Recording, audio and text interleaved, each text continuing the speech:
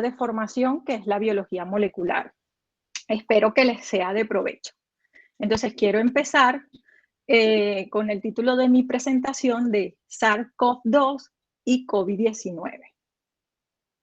El virus del síndrome respiratorio agudo severo tipo 2 es lo que conocemos como SARS-CoV-2. Este es el causante de la enfermedad COVID-19. Es un virus que ya viene andando alrededor de nosotros en todos los lugares del mundo desde hace muchos años. Solo que no había llegado al impacto o a la fama que ha alcanzado ahora. Estos virus el coronavirus pertenece a una familia que a él se debe su nombre, que se llama coronavirus, que puede causar infecciones en seres humanos y en animales como aves o mamíferos, y en ocasiones puede transmitirse de los animales hacia las personas. ¿Qué quiero dejar claro en este punto? Que conocemos como SARS-CoV-2 es el virus como tal, y la enfermedad que este virus causa es lo que conocemos como COVID-19. Un poco para entender el contexto en el que se desarrolla o en el que estamos sumergidos con lo de la COVID-19, quiero que retomemos o entendamos unos conceptos básicos. Y el primero de ellos es qué son los virus. Los virus, ellos están definidos como agentes infecciosos. Son entidades cuyo genoma su elemento están formados por ácidos nucleicos.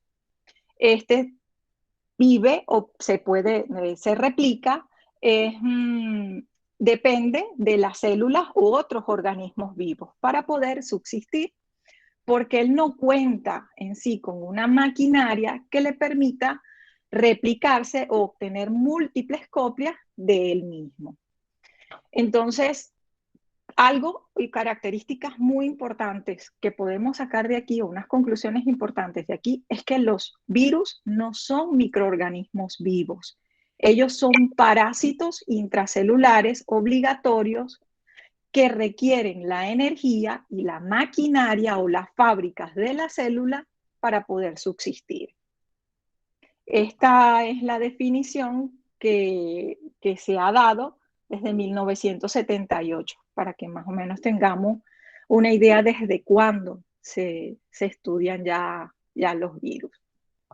Para conocerlos un poco más, tenemos que conocer los criterios de clasificación o sus características básicas.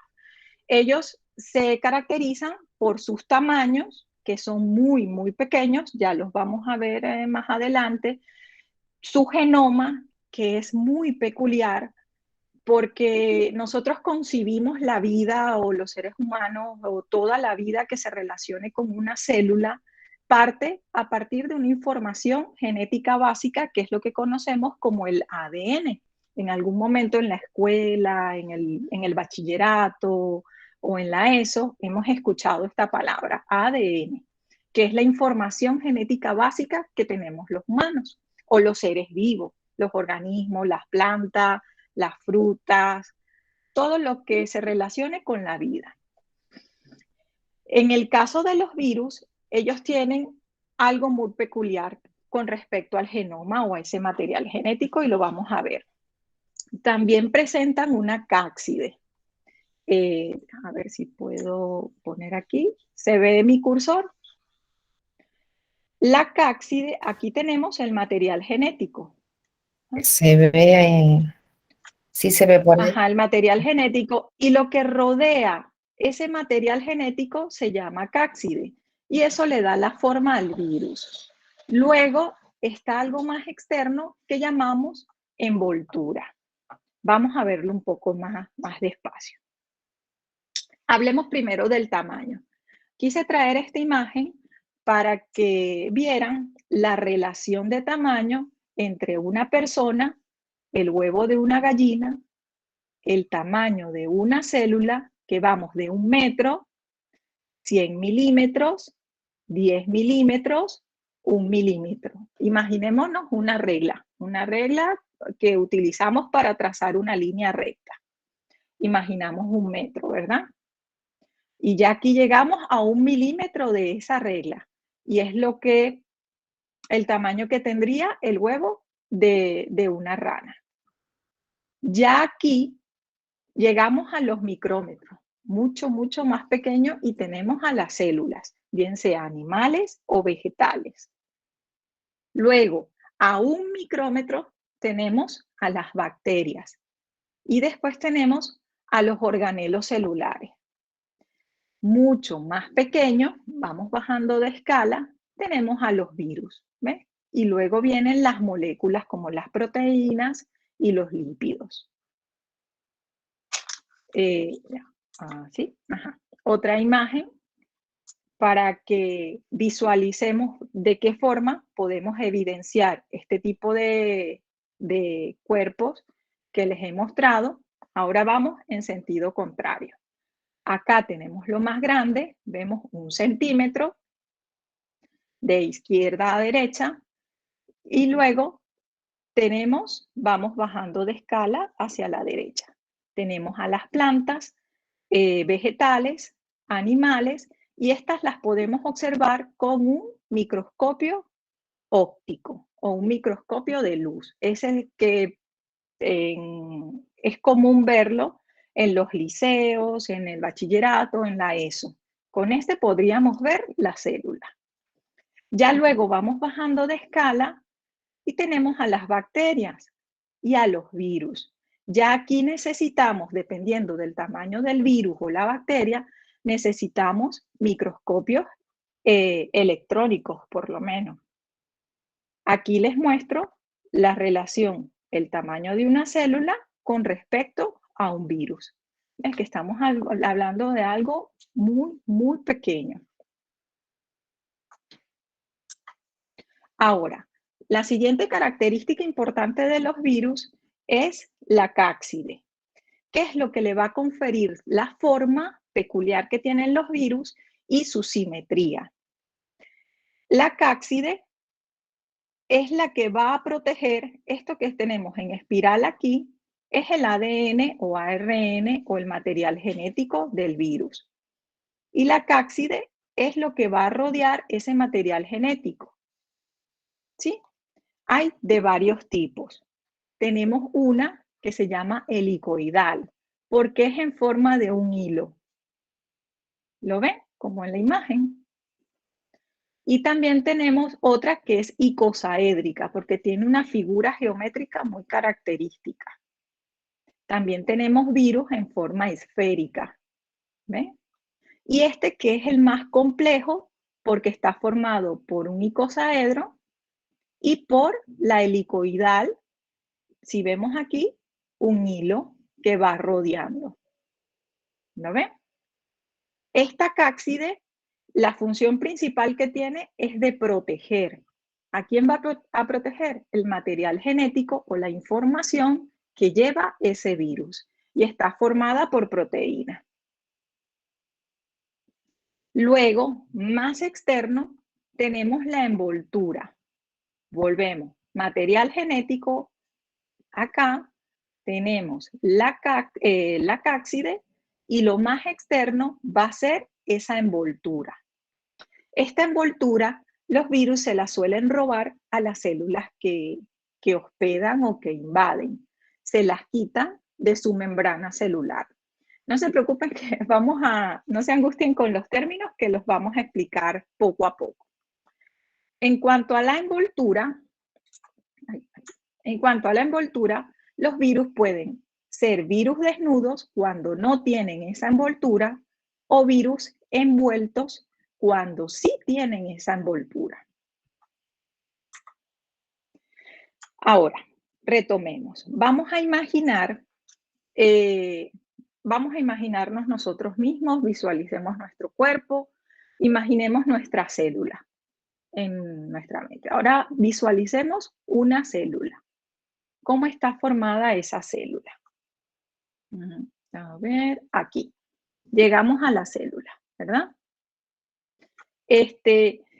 Aquí que quiero mencionar, ¿cuáles son los componentes básicos de una célula para que recordemos un poco y entendamos el contexto en el que se desarrolla el virus?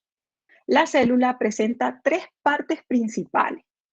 Una es esta pared que tiene a su alrededor y eso se conoce como membrana celular. Otra parte importante es este globo que tenemos aquí y eso se llama núcleo. En el núcleo almacena su material genético, que en nuestro caso sería nuestro ADN. ¿Sí? Otra parte importante de la célula es el citoplasma. El citoplasma es todo lo blanco que va a estar dentro de la célula, donde se va a ubicar estas cositas que se llaman organelos. Cada una de esas cositas va a cumplir una función específica. Solamente voy a explicar tres. Esta que tenemos aquí, por acá se van a ubicar los ribosomas. Los ribosomas son organelos donde va a ir el material genético y va a sintetizar las proteínas. Ya un momento vamos a verlo. Luego está esto que se llama retículo endoplasmático. Hay uno que es rugoso, que presenta unas invaginaciones o arrugas, y otros que son lisos. En el rugoso se sintetizan proteínas, se forman, y en el liso se van a formar lípidos o grasas. Luego, otro organelo muy importante que tenemos que recordar es el aparato de Golgi, este que tenemos aquí. Y él va a permitir la activación y ensamblaje como que termina la formación de esas moléculas de las proteínas para que salgan de la célula hacia el exterior. Ajá, me voy hacia atrás. Entonces, ya recordamos las partes de las células. Aquí estaría la membrana, tendríamos el núcleo y dentro del núcleo está el material genético que es nuestro ADN. Aquí está nuestro ADN, ¿sí? Ese ADN, al desenrollarse, tenemos una doble hélice, una cadena como esta. Lo podemos ver aquí. Eso es como un código de barra o un código que nos identifica a cada uno. Es que cada uno tiene un código muy característico y es como nuestra huella dactilar. Cuando una célula requiere o tiene, por ejemplo, una emergencia, necesita generar, por ejemplo, he tenido una herida, el músculo, un desgarro muscular y necesita generar colágeno. El colágeno es una proteína que ayuda a la regeneración celular. Él necesita producir ese colágeno. ¿Qué va a hacer él? Va a activar esa región del ADN o esas letritas o ese código de barra o esa secuencia y va a decir, yo necesito producir colágeno. Entonces voy a mi biblioteca, me busco el libro que me dice cómo producir colágeno y lo activo. Eso después va a llegar un personaje que se llama ARN y va a copiar esa información y es esta línea moradita que tenemos aquí. Va a sacar una copia de ese fragmento nada más de esa región que le interesa y se la va a llevar. En ese momento que él ya tiene esa información, él se convierte en ARN mensajero porque lleva el mensaje de la proteína que quiero sintetizar. ¿Ves? Entonces ya después lleva la información al lugar correcto para que la fábrica de la proteína genere esa información.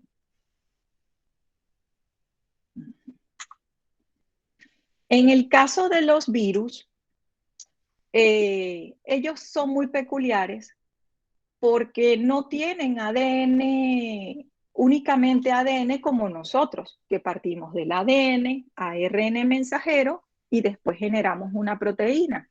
En el caso de los virus es algo impresionante porque ellos pueden tener un ADN o pueden tener ARN. Además, puede ser de dos cadenas, es decir, uno sobre el otro, o puede ser una sola cadena sencilla de ADN, o puede ser un ARN de cadena sencilla como el que vimos aquí, o puede ser un ARN como el ADN que tenemos aquí, cosa que en los humanos y en toda la naturaleza, en organismos vivos, no ocurre. Entonces, en el caso del material genético, vemos que hay mucha variabilidad en los genes. Y tenemos toda esta variabilidad de virus. Y aquí es solamente una representación muy poca de los tipos de virus que podemos llegar a encontrar, que no solamente van a variar en su tamaño, en la forma de la cápside o en la envoltura que forma esa membrana, sino que también van a variar en cómo es ese material genético que contienen. Y eso es lo que les va a permitir tener una capacidad de infección o ser más eficiente o tener más habilidad a la hora de invadir un organismo vivo. Ya veremos por qué. Entonces, les vengo hablando de las células, las partes de las células, y que esta red se comporta como una fábrica, ¿no? Tenemos el núcleo, este que está aquí es el núcleo, y aquí está más grande. El núcleo tiene el material genético, el ADN, que tiene toda la información y manda a todo el mundo. Ustedes van a hacer esto y dice cómo lo vamos a hacer y cómo lo vamos a fabricar. Para eso sale esa información en forma de ARN mensajero, se abre un bucle, se transcribe la información y esa información pasa a los organelos de interés hasta formar las proteínas que se van a expresar. Realmente, mira, nuestra célula es algo impresionante. Yo no sé, soy biólogo y es algo que siempre lo estudio, lo vuelvo y lo vuelvo a leer y me impresiona mucho la capacidad de especificidad, de especialización a la que llegaron nuestras células. Cómo se han ido formando esos organelos. Todo esto que les vengo explicando se llama el dogma central de la biología molecular. Si nosotros entendemos qué es el dogma central de la biología molecular, mira, aparecen virus, nos hablan de lo que sea, de una enfermedad, y vamos a entender qué hay detrás de esa enfermedad, cómo actúa, por qué se da, hasta un medicamento. Y entonces, ¿qué es el dogma de la biología molecular? Ello explica el flujo de la información desde el ADN, que es la información básica de la vida, cómo se va a ir desarrollando desde que se fecunda un óvulo, cómo se desarrolla el organismo, cómo va a ir creciendo. Eso contiene nuestro ADN. Esa información genética básica luego es transcrita por una molécula que se llama ARN, que va a sacar la información del núcleo, como lo tenemos acá, va a sacar la información y la va a llevar a los ribosomas para que sea traducida. Como su palabra lo dice, las palabras aquí son tal cual traducidas o interpretadas. Transcripción, como transcribimos un documento en un ordenador, en una máquina de escribir. El ARN lee la información del ADN y la copia su información, la saca del núcleo y se va a los ribosomas. Y en el ribosoma se da la traducción. Traducción, me imagino en mi cabeza dos idiomas, español e inglés.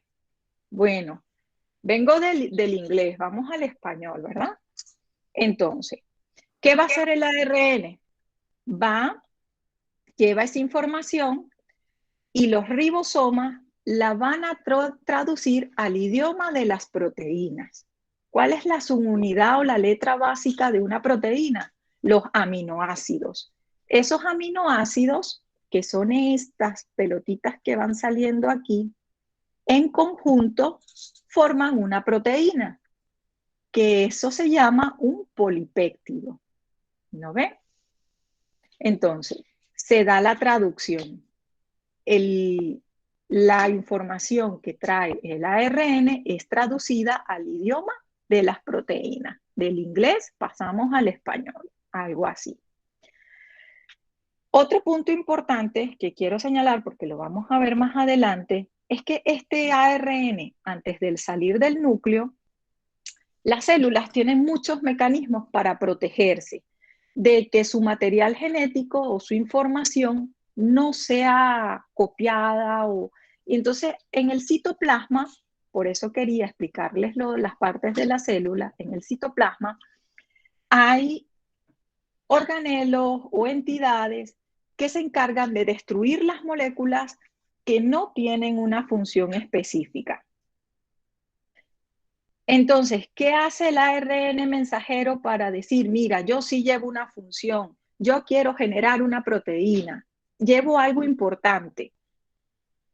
Se prepara, ese mensajero se pone su gorra, esa gorra es esta que tenemos aquí que se llama cap, de capuchón, y se pone una cola que se llama cola poliá.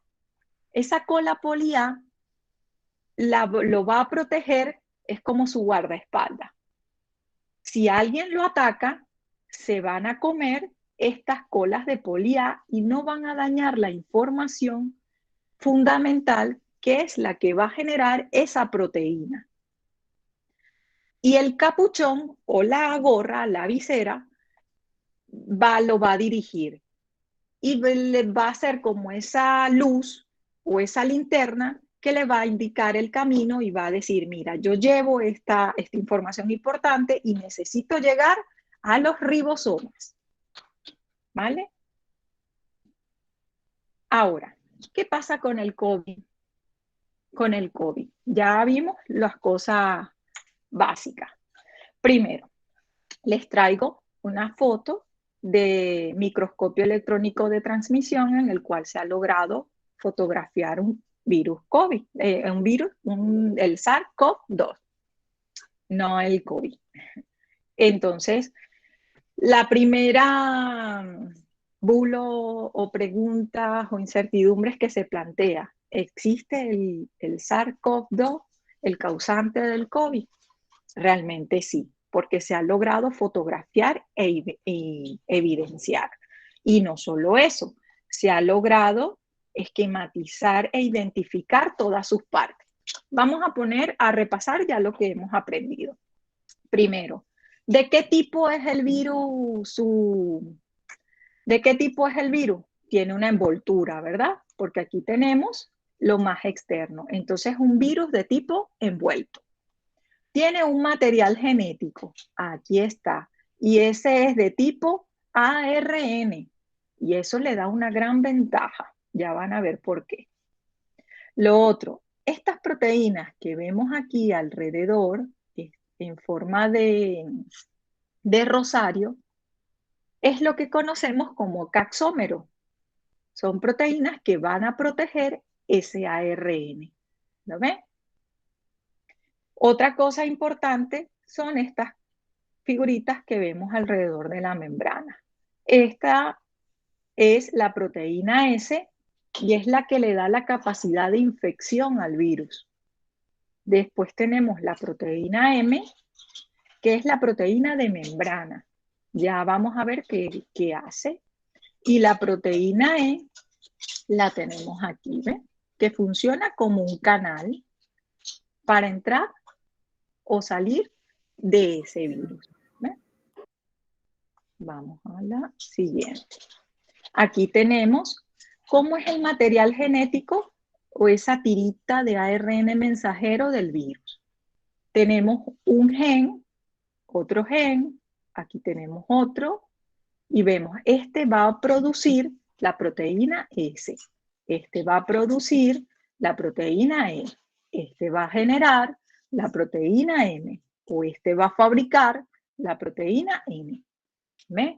Y vemos que desde 0 a 28 o 30 pares de base es esa secuencia de adeninas, timinas, citosinas, esas que les mostré en un principio, que realmente no es muy grande el material genético de un virus, es algo muy, muy pequeño. Ahora, vamos a tratar de entender esta imagen poco a poco. Volvemos. Esta es la célula, ¿sí? Y este es el núcleo. ¿Lo vemos? En el núcleo está el ADN. Cuando yo quiero sintetizar una proteína específica, el ADN se abre y se expone. ¿Para qué?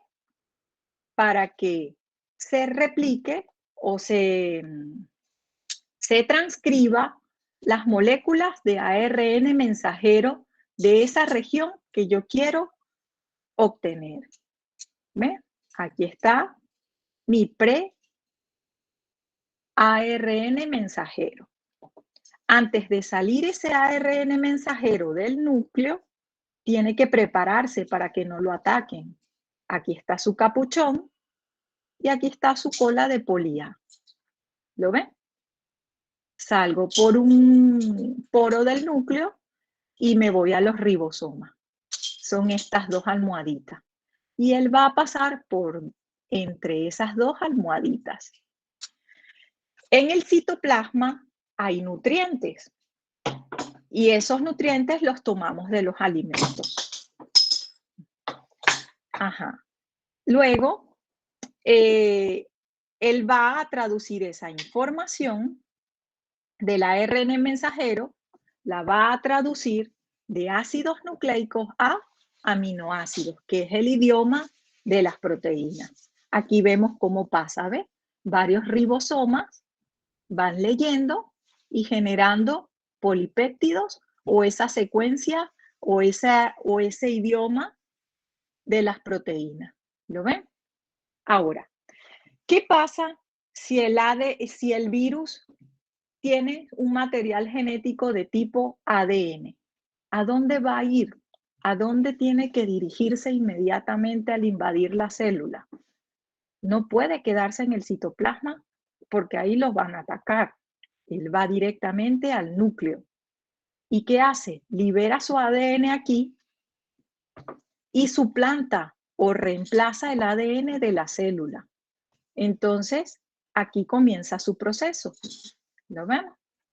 Él reemplaza el ADN viral, entonces la célula no lo logra identificar y transcribe el ADN viral en ARN mensajero con la información del virus. Se prepara y sale con la información del virus y ya se adueñó de toda la maquinaria celular, de toda la fábrica de esa célula.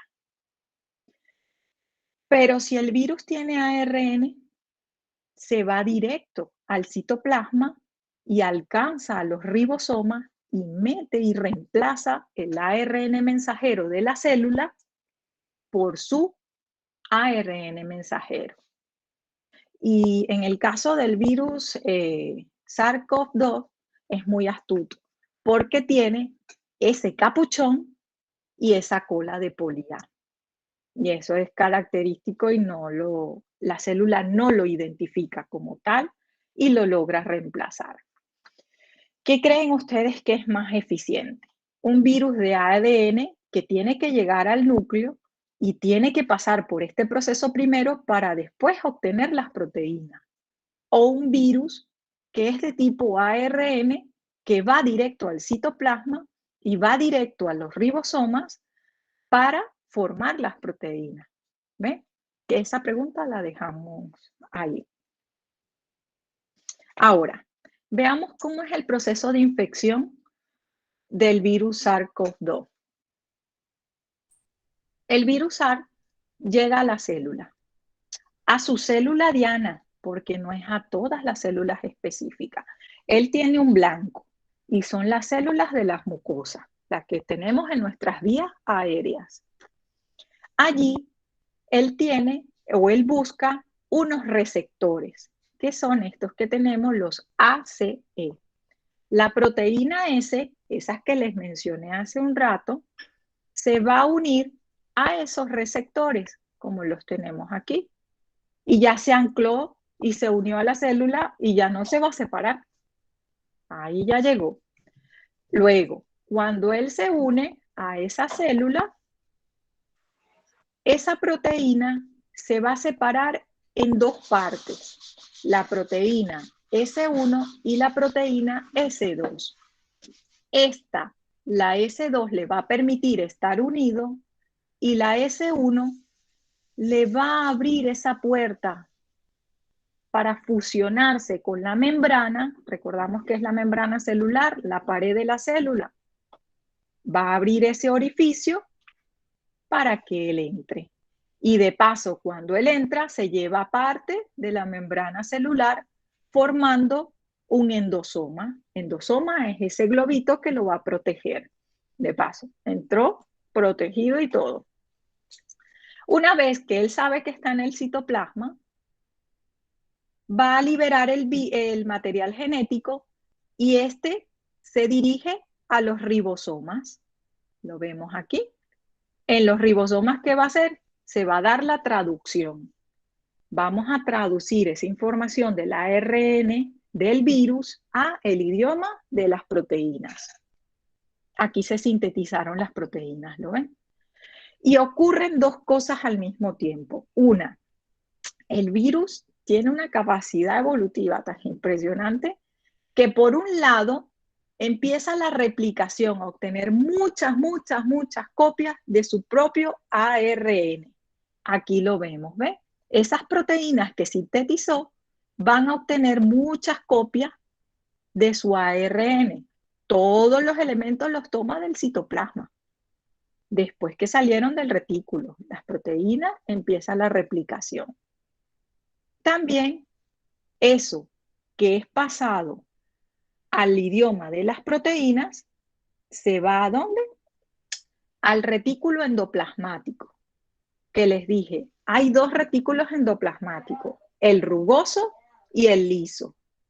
El rugoso va a sintetizar proteínas y el liso va a sintetizar grasas o lípidos. Bueno, aquí se fabrican las proteínas, las grasas o lípidos y luego pasan al aparato de Golgi. En el aparato de Golgi se ensamblan, aquí lo tenemos, ¿lo ven? Aquí están las proteínas ya activas, ensambladas, captan el material genético del virus, forman otra vez un endosoma y liberan el virus. ¿Lo ven? Entonces, ¿por qué los virus son parásitos intracelulares obligatorios? ¿Por qué no se consideran organismos vivos? Porque hemos visto cómo utiliza la maquinaria celular, primero ha desarrollado de una forma muy eficiente cómo invadirlo, cómo colonizarlo y luego cómo apoderarse de esas estructuras, de esos organelos, para que produzcan lo que él quiere a su beneficio. Y después me voy, ¿no ven? Entonces, los virus dependen estrictamente de un hospedador vivo para poder replicarse. Ahora, ¿por qué les traigo esta imagen? La familia coronavirus es muy amplia. Tiene 4 géneros, como que si tuviéramos en una familia 4 primos y cada primo tiene una familia. Estos primos, uno se llama alfa coronavirus, otro beta coronavirus, otro gamma coronavirus y otro delta coronavirus. Es como que si tuviéramos grupos. ¿Ves? Aquí está un grupo familiar, aquí está otro grupo familiar. En esos grupos familiares tenemos 7 coronavirus que son de importancia médica. Tenemos los H coronavirus que son comunitarios. Estos coronavirus humanos que circulan libremente en las poblaciones de los distintos continentes y son los responsables de generar los resfriados comunes que tenemos en ciertas épocas del año y los cuales no suelen ser graves. Pero también tenemos unos coronavirus que son de origen animal, que son de origen zoonóticos. Ya vamos a ver qué es la zoonosis. Estos circulan transitoriamente, pero pueden generar grandes epidemias o como el caso que generó una pandemia. ¿Ven? Y cuando lo hacen pueden generar o causar enfermedades respiratorias graves. ¿Cuáles tenemos? El SARS-CoV, que surgió en el 2002. Luego tuvimos el MERS-CoV, que surgió en el 2012. Y ahora el SARS-CoV-2.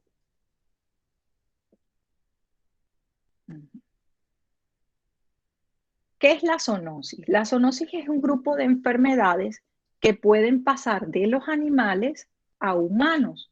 Esto puede ocurrir de una forma directa o indirecta, a través de un intermediario o a través de mucosa, de sangre, de alimentos. Puede ocurrir de formas muy diversas. En el caso de los coronavirus, para el SARS del 2002, se conoce cuál fue ese eslabón que pasó del murciélago a los humanos y fue la cibela. Creo que aquí tengo una foto en una esquinita, este de aquí. En el caso del MER, fue que pasó surgió en el Medio Oriente, fue un dromedario. En el caso del SARS-CoV-2, causante del coronavirus, no se conoce todavía ese eslabón. Sí se sabe que la identidad genética o el parecido que tiene el virus SARS con respecto al virus que infecta a murciélagos es del 96,6%. Y el parentesco entre el SARS-CoV-1 y el SARS-CoV-2 es de un 80%. Ya por aquí dejamos esta información y les quiero explicar otra cosa. Ahora, ¿es realmente el virus SARS-CoV-2 fue realmente creado en un laboratorio? Hay muchos estudios, análisis, publicaciones que muestran o comparan todos los genomas, material genético de los coronavirus y vemos las estructuras básicas. Por ejemplo, este codifica la proteína S, la proteína M, la E y la N. Y vemos que se parecen mucho, son muy conservados. ¿Ve? Por ahí dejamos este punto también. Otra cosa que quiero traer a cotación es las herramientas que se utilizan en ingeniería genética para poder manipular un ADN o un material genético de cualquier tipo. Por ejemplo, las enzimas de restricción, esas son como unas tijeritas. Es más, el símbolo que le ponen en todas partes son tijeras. Ellas cortan el ADN o el ARN donde tú quieras. No donde tú quieras, en una secuencia específica. Y te van a dejar un parchecito para que tú te puedas unir ahí. Pero yo para poderme unir ahí, tengo que tener una secuencia complementaria a este. La adenina tiene afinidad con la timina. Entonces, una A se tiene que unir con una T. La región o el fragmento de material genético que yo quiero insertar entre ellos dos, entre este y este, tiene que tener a sus extremos esta información y esta información, pero su complementario. Las enzimas de restricción son muy conservadas, siempre tienen estas secuencias. Entonces, si han utilizado enzimas de restricción, yo puedo detectar con una herramienta que se llaman los plásmidos, que se llaman los cebadores, y detectar si en ese material genético hay estas secuencias conservadas. ¿Ven? Otra cosa que se utiliza, otra herramienta que se utiliza en ingeniería genética son los plásmidos. Estas son estructuras de las bacterias que han utilizado para defenderse de los virus o invadir o colonizar otras células. Ellas desarrollaron una estructura básica porque quieren preservar un gen a lo largo del tiempo y quieren infectar una célula con esta información genética. Entonces ellos llevan un promotor que le va a decir, expresa este gen, genera esta proteína, fabrica esta proteína. Y la ingeniería genética, para poder utilizar estos plásmidos, lo ha modificado y le ha insertado genes de resistencia a antibióticos. De manera que si yo inserto este plásmido en una célula, yo esa célula la cultivo, la crío en un medio que tenga ese antibiótico y si la célula vive es porque tiene ese plásmido en su interior y lo puede expresar. Igualmente, son evidencias, son herramientas que dejan vestigios, que dejan evidencias, que dejan marcas, que se pueden reconocer.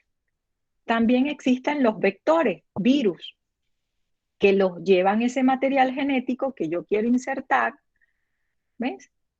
Coloniza la célula, casualmente puede ser un plásmido, y va e inserta ese material genético.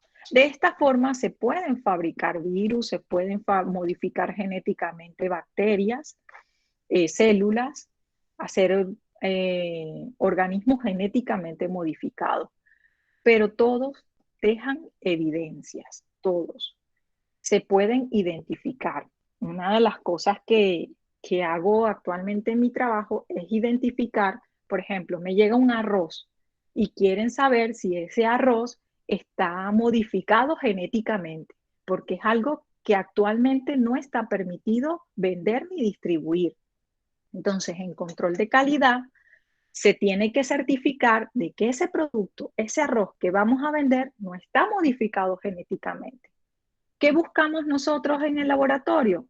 Regiones de ADN o de ARN, como según el material genético que esté, que me permitan identificar que ha sido modificado genéticamente con estas herramientas. ¿Ves? Y eso lo hago con unos cebadores o unas secuencias de ADN que las detectan, como, mira, lo encontré y me da esa señal. Sí, esta secuencia del gen de resistencia está presente. Ah, entonces hay un plásmido ahí. Ah, entonces ha sido modificado genéticamente. ¿Ves? En el caso del virus Marianela, SARS-CoV-2, dime. te voy a cortar un poquito, perdón, perdón que te corte. Que Ajá. mucha información. Es que nos vamos un pelín de hora y era por Ah, dejar vale, un ya estoy tiempito, terminando. Uh-huh. sí, dejar un tiempín solo por si alguien quiere Vale, socializar alguna duda, pero vamos, dudas, muy bien. porque hay unas cuantas. Bueno, entonces, por terminar, Perfecto. esto es lo que deja evidencia y en el caso del virus SARS-CoV no se observa eso. Y en cuestiones de las vacunas, ¿cómo funciona una vacuna? Por decirlo rapidito, hay vacunas del virus inactivo. Entonces ese virus entra al citoplasma y es reconocido por unas células, ¿ven? La célula genera anticuerpos y ataca al virus. Si es un ARN mensajero, ya lo hemos aprendido que es un ARN mensajero, ¿ves? Genera la proteína y el anticuerpo reconoce esa proteína o reconoce ese ARN mensajero y lo ataca y no lo permite llegar. ¿Ves? Hay vacunas también de proteínas, esas proteínas que rodeaban al virus. Se inyectan esas proteínas, generan anticuerpos y ya tienen esa información para atacar el virus. ¿Ves? Y ya está. Eso era todo. Muchas gracias. Ahora sí, Muchas pregunta. gracias. Ha estado muy interesante. Lo que pasa que es verdad que hay un montón de información, un montón de nombres, Y pero traté bueno, de bien, ir muy despacio y repetir bien, bien, bien, para... bien. Fenomenal. Pues nada, no sé si alguien quiere hacer alguna pregunta o alguna cuestión que tenga. Había alguna mano antes levantada por ahí, no sé si. Yo Era tengo una yo, buenas pregunta. tardes. Buenas tardes. Eh, a mí me pareció muy súper interesante, hubiera querido que se alargara un poco más la explicación. Eh, Gracias. También quería saber,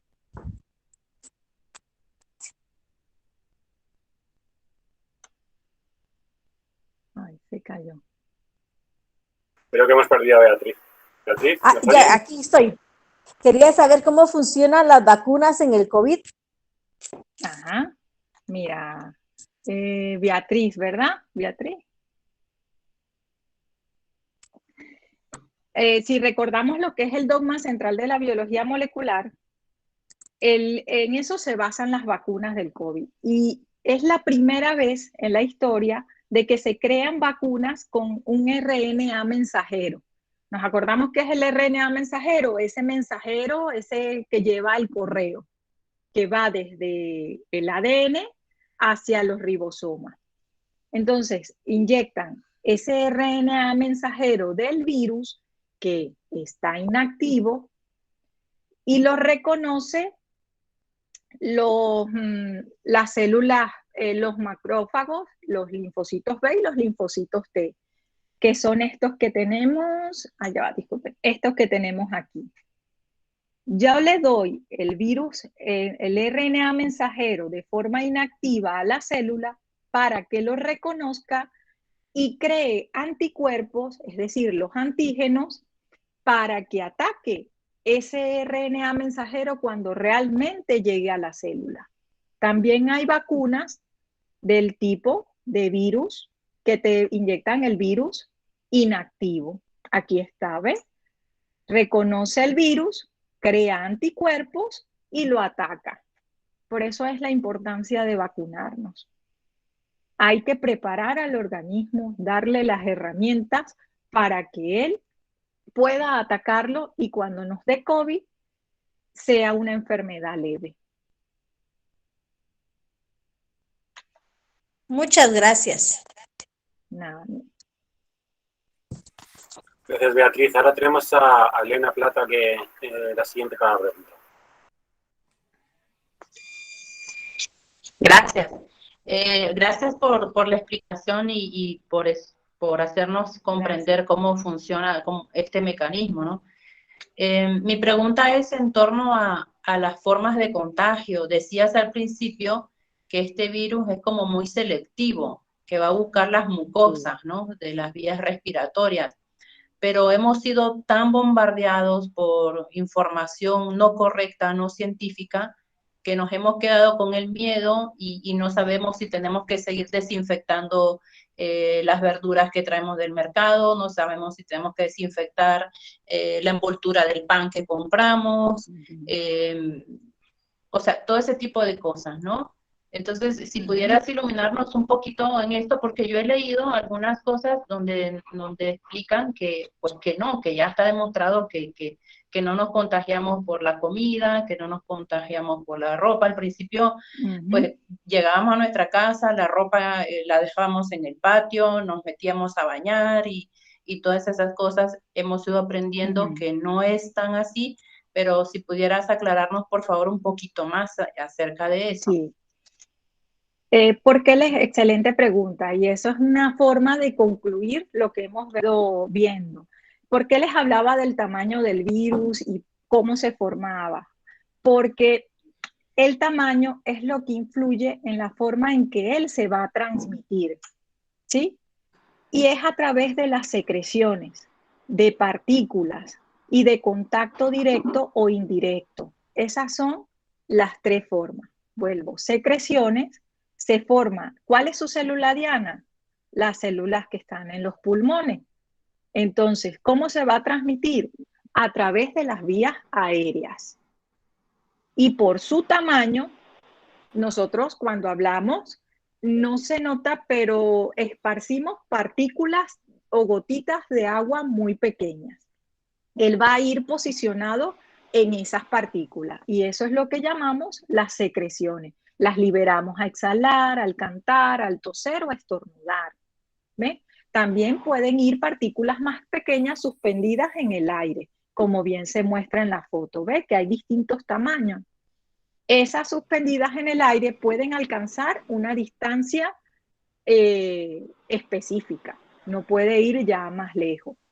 Y también puede ser por contacto directo o indirecto, es decir, que yo me acerque, salude con un beso a la persona infectada o esa persona se haya pegado las manos, se haya tocado la nariz o la boca y me dé la mano, o haya tocado un vaso y yo luego fui y lo toqué, o una mesa. Pero ¿qué es importante en este punto?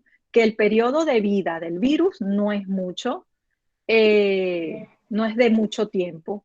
Esto va a ser por un corto periodo de tiempo. En las partículas se ha determinado que son 2 metros la distancia que tenemos que establecer y en las secreciones el uso de la mascarilla evita que esto nos contagie.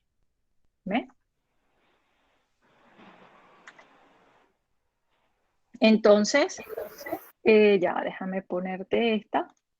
Por eso, las precauciones básicas que tenemos que tener y evitar el contagio. Usar la mascarilla, mantener esa distancia de 1.5 o 2 metros, lavarnos las manos constantemente porque no sabemos en qué momento nos hemos contagiado, ¿sí?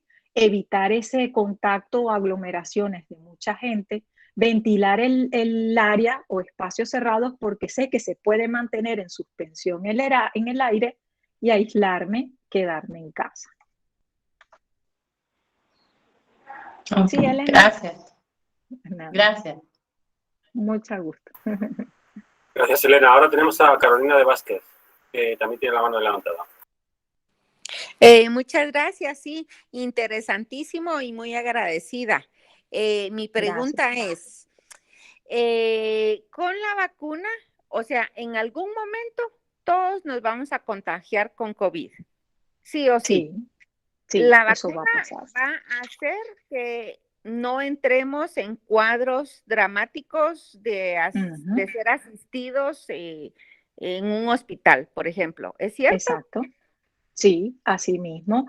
Es lo que llamamos la inmunidad grupal. Va a llegar un momento, la inmunidad poblacional, que todos la vamos a alcanzar. Pero ¿qué pasa con el COVID? Que colapsa los sistemas sanitarios. Y es lo que hay que evitar a toda costa. Entonces, la mejor forma de proteger a nuestra familia es vacunarnos y evitar caer en ese tipo de situación, porque se puede llegar a caer a un caso extremo de requerir incubación, ¿ves? Y empeorar según la comorbilidad o las enfermedades que padezca cada persona. ¿Ves? Ok, pero sí, okay. Sin embargo, he tenido 2 casos de conocidos que a pesar de estar vacunados les ha dado el COVID y no han podido superarla y han fallecido. ¿Esto se debería a qué motivo? Hay que ver qué otras características o qué otras enfermedades padecían estas personas. Por ejemplo, si son diabéticos, si tienen avanzada edad, si tienen problemas respiratorios ya de por sí. Estas cosas pueden agravar los síntomas. Okay. Y lo que es importante resaltar es que el nivel de mortalidad que se tenía antes y ahora con la vacunación bajó drásticamente. No se evita que se muera el 0%. Siempre hay una excepción. Puede pasar. ¿Ves? Muy bien, muy bien. Muchas gracias, gracias. No. Gracias, Carolina. Ahora tenemos a Andrea Ramírez, que quiere preguntar también. Hola, buenas tardes. Yo solo quería preguntar sobre los efectos adversos que tiene la vacuna. A mí, pues, yo había leído de que la vacuna, pues, del COVID es el estudio más grande realizado en personas de vacunas, ¿verdad? y mucha gente es muy escéptica sobre el mecanismo de acción de la misma. Entonces, no sé si nos podría ampliar un poquito la información sobre eso. Sí, como te he mencionado antes, los coronavirus los conocemos desde hace muchos años y ya investigaciones de las vacunas ya se venían haciendo desde mucho antes, porque ya se temía, ellos habían el SARS-CoV-1 y el MERS-CoV, llegaron a epidemias. Entonces ya se temía que estas pasaran a pandemias como este que tuvimos ahora. Entonces ya como que los sistemas sanitarios se preparaban para este tipo de cosas, ya era como una guerra avisada. Entonces, muchas de estas fases por eso les traje este esquema en busca de las vacunas, ya se habían avanzado o ya se conocía por lo menos el material genético de ese virus y cómo actuaba y cómo se podía atacar. Y eso permitió crear una vacuna rápido. No te miento que, por ejemplo, las mayorías de las vacunas están en esta fase, ¿ves? Que ya han aprobado esta fase. Pero el efecto a largo plazo, no lo sabemos. Eso lo vamos a saber, no sé, en una década o dos, qué efectos tendrán las vacunas. Pero sí te digo que las consecuencias serán aún fatales si nosotros no tomamos acciones y no combatimos el virus como tal. Que así como hay cosas que tienen un costo, otros tienen un beneficio. ¿Ves? Gracias. Gracias, Andrea. María Gabriela, tenemos una pregunta más en el chat, si puedes verla. Vale, Abajo a la derecha tienes una ventanita de Germán. Dice Germán, la pregunta es por qué tanto misterio y no existe un comunicado de la OMS, porque tienen que firmar tantos documentos y las personas que son asmáticas, no existe garantía ni responsabilidad y los vacunados son los que más han muerto. Bueno, de que los vacunados son los que más han muerto, no tengo conocimiento. Lo podemos compartir, Germán, lo podemos buscar si tienes una publicación avalada, certificada y corroborar esta información, lo podemos hacer. Nos podemos poner en contacto y hacerlo. Sí, en el caso de los asmáticos, de los que tienen problemas respiratorios, se tiene mucha cautela en vacunarlos. Es más, en la presentación, para las personas que las quieran, yo puse varios enlaces directos para que solo los toquen y vean. Y uno de ellos es qué efectividad tienen las vacunas, qué seguridad y qué personas no se deberían vacunar. Pero eso no lo determinamos nosotros como personas, como que yo no me quiero vacunar, no. Es una persona especializada en el sistema de salud que determina tu condición física, qué patología tienes y te dice si realmente tú puedes o no vacunarte. Y si el sistema de salud considera a estas personas con problemas respiratorios graves. ¿Ve? Y tendrán Gracias, otro... Ajá, vale, gracias. Perdona, María, que te he interrumpido, pensaba que habías terminado. Gracias, No, Germán, por tu pregunta. Tenemos dos personas más que ya dejamos un poco como para el final, ¿vale? Porque sé que habrá 1000 preguntas más, así que, María Elena, me parece que te va a tocar otro día compartir un ratito con nosotros, ¿vale? Con mucho gusto lo hago. Tenemos primero a Isabel, ¿vale? Isabel, cuando quieras puedes preguntar. Buenas tardes. Muchas gracias por el programa. Fue excelente la explicación, pero tengo una duda. Una persona que se ha vacunado con la vacuna Johnson, que es de una única dosis, y que tiene que viajar bastante y como que no se la aceptan, ¿se puede poner algún otro tipo de vacuna después de 10 meses de haberse puesto la Johnson? Para poder hacer eso, de lo que he conocido y he leído, le hacen un examen de carga viral. no, de anticuerpos, perdón, de anticuerpos, es lo contrario. Y dependiendo de la carga de anticuerpos que tengan, pueden vacunarse nuevamente o no. Es lo que le pasa a las personas que ya les han dado COVID antes. Si a ti te ha dado COVID y te van a colocar una vacuna que son 2 dosis, no te puedes colocar las 2, te colocan una sola, porque tienes una carga de anticuerpos muy alta y con una vacuna, una sola dosis, puedes alcanzar eso. Entonces, él va al sistema de salud, le hacen este tipo de análisis, qué carga de anticuerpos tiene y ven si puede. Pero la otra cosa, la Johnson Johnson, esa sí se acepta, están entre las 3 primeras que se aceptan en todos lados. Ya, el problema es que esta persona no crió anticuerpos, o sea, la pena es para él de que tiene que viajar seguido y con la Johnson no crió anticuerpos, ya le hicieron el examen y entonces por eso la pregunta es si se puede poner cualquiera de las otras que están poniendo en Guatemala.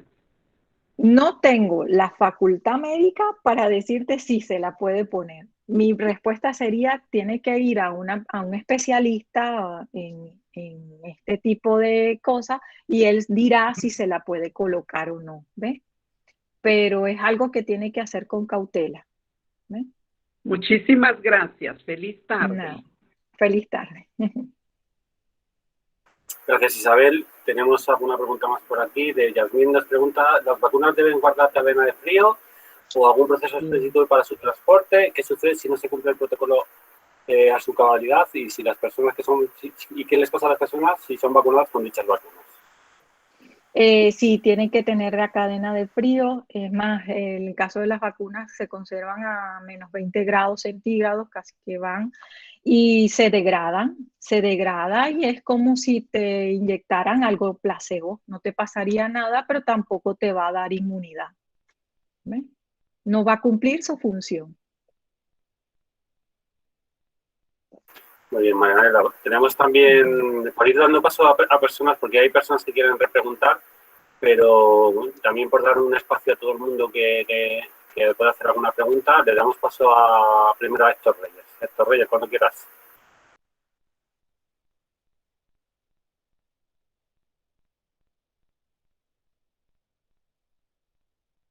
Héctor, ¿me oyes? No sé si sigue ahí. ¿Tienes la mano levantada, Héctor? Héctor, ¿nos oyes?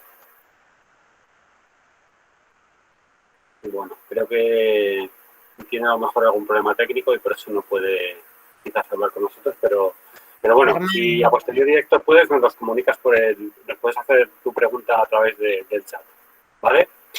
Germán nos quiere repreguntar, así que a ver si Germán puedes, cuando puedas.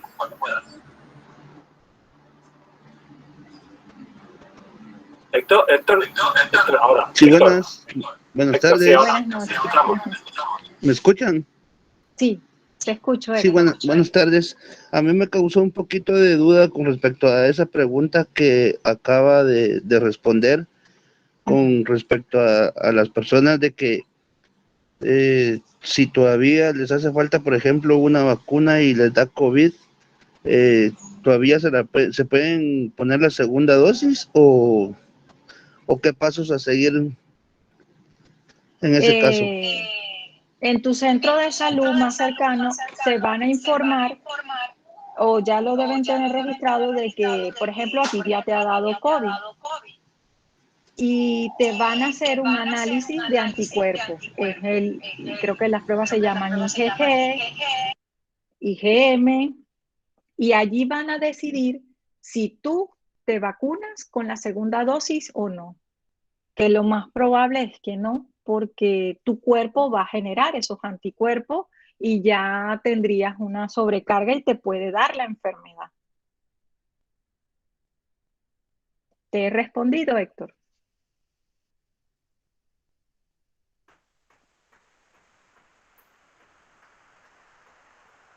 A ver, parece que tenemos algunos problemas técnicos con Héctor.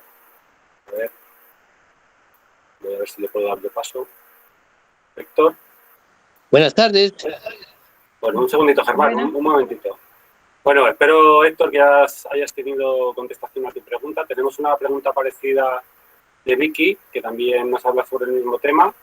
Buenas tardes, excelente tema. Yo me vacuné en julio y en agosto me infecté de COVID. Me toca inyectar la segunda dosis ahorita en septiembre. Entonces, ¿ya no tendría que inyectarme? Aquí nos han dicho que sí. Yo me haría un análisis de anticuerpos antes de hacerlo. ¿Cómo está esa carga viral? Y ya. Un poco en la misma línea, ¿verdad, Marianela? Sí, es lo mismo, sí. Vale, pues vamos terminando un poquito con las preguntas, damos paso a Germán y vamos cerrando un poquito, que ya nos hemos pasado un poquito de la hora. Y con Germán repaso un poco el chat y con esto ya vamos un poco terminando. Germán, cuando quieras te doy paso.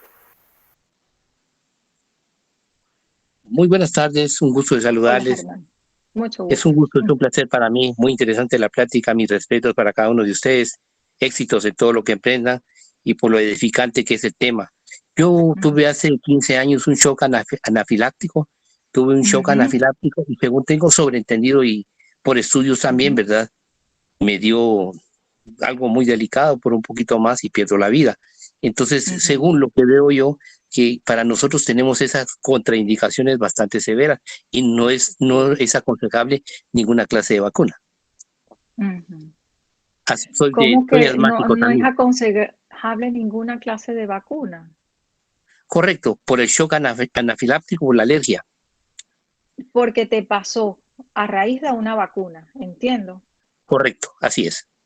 ¿Qué vacuna fue? Fue un problema yo soy asmático, en ese entonces me pusieron una vacuna que hace 15 años, fue como fue para el problema de las gripes, para que no me dieran constantemente la que es a cada año, que en ese preciso momento no recuerdo el nombre, pero sí fue bastante difícil, fui a parar 2 días a un hospital y bueno, me dieron, el problema fue bastante severo, hace tentativamente 15 años a 16 años. Sí, Germán, sí, eso puede pasar si tu carga de anticuerpos es muy alta y te inyectas una vacuna.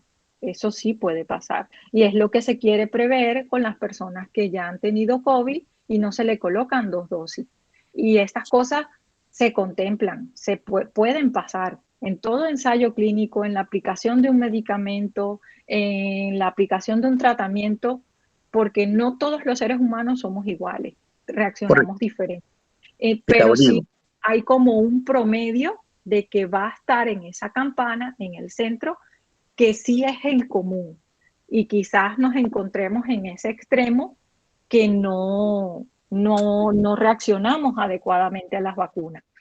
Pero sí te digo que te puedo compartir mi correo y podemos seguir charlando de que las vacunas han sido mucho más beneficiosas para la humanidad que si no las tuviéramos. ¿Ves? No, correcto, no, yo no estoy en desacuerdo. Todo lo que sea para bien de la humanidad, pues es lo mejor. Pero en algunos casos especiales como en el mío, ¿verdad? Yo uso esteroides, tengo problemas de definitivamente insuficiencia venosa y problemas asmáticos, ya no soy joven. O sea, si en ese entonces estaba más joven, ahorita las consecuencias pueden ser mucho más severas para mí. Los esteroides y las vacunas y los problemas respiratorios son un cóctel muy delicado. Lo digo porque tengo un hijo asmático y siempre hay que controlar hasta los niveles de esteroides, no podíamos exceder de 3 días.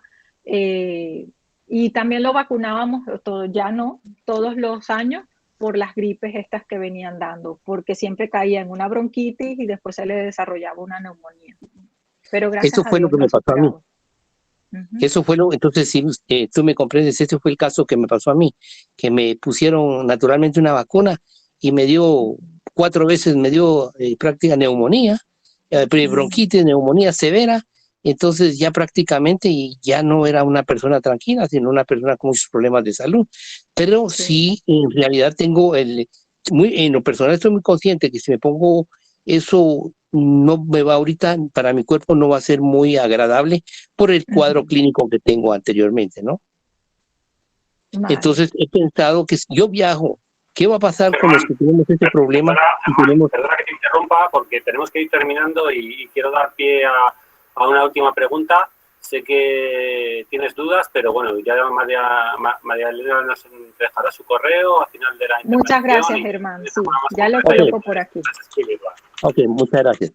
Gracias, Germán. Bueno, pues terminamos con la pregunta de Fabiola y que te pregunta, después de dar positivo, ¿cuánto tiempo tengo que esperar para poder ponerme la vacuna? No te tengo la respuesta exacta, mi niña, eso sí, no sé exactamente. Creo que te harán es una prueba, pero no, ahí no tengo el dominio, lo siento. Bueno, pues si os parece un poco, con esta pregunta vamos terminando. Nos acaba de dejar su correo en el chat, así que si tenéis más preguntas, pues podéis escribirla a su correo y ella se contestará en la medida de sus posibilidades. Creo que a futuro va a ser interesante el poder hacerte una encerrona y hacer una segunda sesión. Yo creo que están surgiendo muchas preguntas y después de esta sesión tan interesante, pues quizás una sesión que dé pie a todas estas preguntas, reflexiones un poco, ¿no? Que le surge a la gente, pues próximamente, además ya para este curso nuevo que empezamos contigo, pues tenemos planificado seguir con este ciclo de conferencias en el que abordaremos diferentes temas. Partiendo de estos temas de salud tan interesantes, intentaremos abordar otros temas que puedan ser interesantes para todas y para todos. Y bueno, pues buscaremos un hueco y una fecha para volver a invitarte si te interesa. Vale. Sí, claro que sí. Muchas gracias. Nos preguntaban también que si las diapositivas que nos has puesto, pues si se van a compartir. Sí. Las tiene Alicia Machi las tiene y va a compartir y dejé unos documentos sencillos que se pueden ir leyendo también para ampliar la información. Perfecto, sí, Alicia, pues te doy paso ya a ti para que tú cierres. Muchas gracias. Gracias. Bueno, pues eso sí, podemos. Nada, no. Alicia, cierra tú. Compartir, no, ahora te dejo que te despidas. Compartir la presentación y además vamos a subirlas a YouTube, o sea que se podrán ver de nuevo, ¿vale? Si queréis verla otra vez y eso. Y bueno, como ha dicho Mario, vamos a hacer alguna más porque yo creo que se ha quedado esta cortísima, así que bueno, con Marianela y a lo mejor alguna persona más podremos hacer así algún coloquio y entre todos, pues bueno, pues hablar un poco más sobre esto que tanto nos interesa a todos, claro. Perdón que no tenía la cámara, que estoy con las tecnologías un poco... y nada, Marianela, que muchísimas gracias. Gracias a ustedes. Ha sido un placer escucharte. Gracias. Bueno, hasta luego. Sí. Muchas gracias por todo. Muchas gracias, Marianela. A todos y a todas. Gracias, Marianela. Hasta luego. Gracias, muy buena presentación. Muchas gracias. Gracias, feliz tarde. Buenas noches. Un beso, gracias. Feliz tarde y buenas noches a los desde España. Gracias. Gracias. Muchas gracias. Muchas gracias a todos. Buenas noches y gracias.